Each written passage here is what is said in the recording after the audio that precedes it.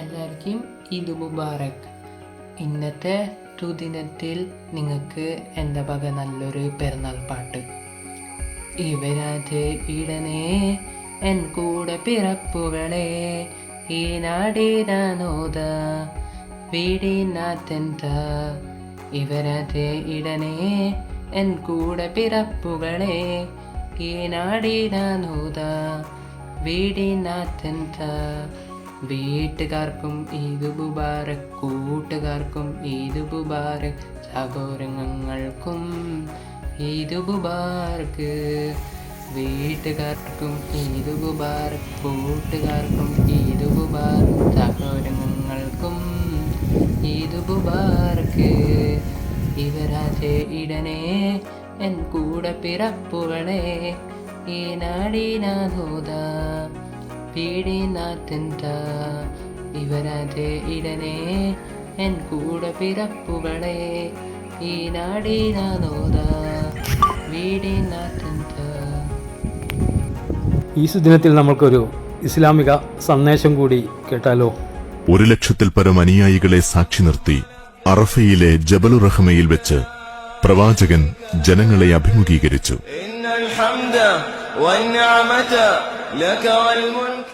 ജനങ്ങളെ, എന്റെ വാക്കുകൾ ശ്രദ്ധാപൂർവം ശ്രവിക്കുക. ഇനിയൊരിക്കൽ കൂടി ഇവിടെ വെച്ച് നിങ്ങളുമായി സന്ധിക്കാൻ സാധിക്കുമോ എന്ന് എനിക്കറിയില്ല. ജനങ്ങളെ, ഈ മാസവും ഈ ദിവസവും പവിത്രമായതുപോലെ നിങ്ങളുടെ രക്തവും ധനവും അന്ത്യനാൾ വരെ പവിത്രമാണ്.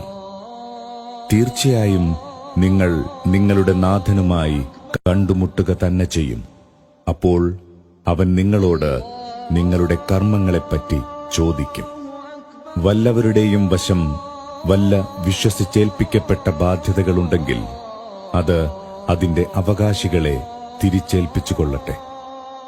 എല്ലാ തരത്തിലുള്ള പലിശ ഇടപാടുകളും ഇന്നു മുതൽ ഞാൻ ദുർബലപ്പെടുത്തിയിരിക്കുന്നു. എന്നാൽ മൂലധനത്തിൽ നിങ്ങൾക്ക് അവകാശമുണ്ട്. പലിശ പാടില്ലെന്ന് അല്ലാഹു വിധിച്ചു കഴിഞ്ഞു.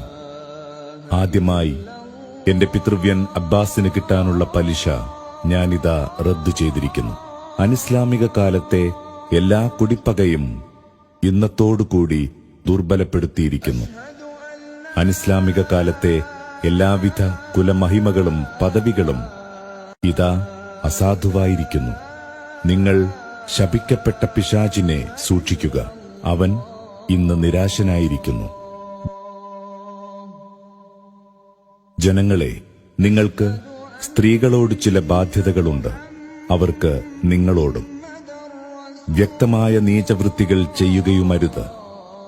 സ്ത്രീകളോട് നിങ്ങൾ ദയാപുരസ്സരം പെരുമാറുക. അവർ നിങ്ങളുടെ ആശ്രിതരും പങ്കാളികളുമാണ്. ജനങ്ങളെ, വിശ്വാസികൾ പരസ്പരം സഹോദരന്മാരാണ്. തന്റെ സഹോദരൻ മനസ്സംതൃപ്തിയോടുകൂടി തരുന്നതല്ലാതെ ആർക്കും ഒന്നും അനുവദനീയമല്ല. നിങ്ങൾ അന്യോന്യം ഹിംസകളിലേർപ്പെടാതിരിക്കുക. അങ്ങനെ ചെയ്താൽ നിങ്ങൾ സത്യനിഷേധികളായിത്തീരും. ജനങ്ങളെ, ഞാൻ ഇനി പറയുന്നത് സസൂക്ഷ്മം ശ്രവിക്കുക. നിങ്ങൾ ഈ പ്രപഞ്ചത്തിന്റെ സൃഷ്ടാവും പരിപാലകനുമായ അല്ലാഹുവിന് മാത്രം ആരാധനാ വഴിപാടുകൾ അർപ്പിക്കുക. 5 നേരത്തെ നമസ്കാരങ്ങൾ മുറ തെറ്റാതെ നിർവഹിക്കുക. റംസാനിൽ നോമ്പനുഷ്ഠിക്കുക.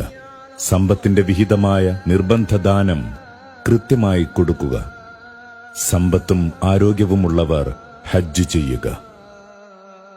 ജനങ്ങളെ, എനിക്ക് ശേഷം ഇനിയൊരു പ്രവാചകൻ വരാനില്ല. അതുകൊണ്ട് ഞാൻ പറയുന്ന കാര്യങ്ങൾ വ്യക്തമായി ഗ്രഹിക്കുക. വ്യക്തമായ 2 കാര്യങ്ങൾ ഇവിടെ വിട്ടേച്ചാണ് ഞാൻ പോകുന്നത്.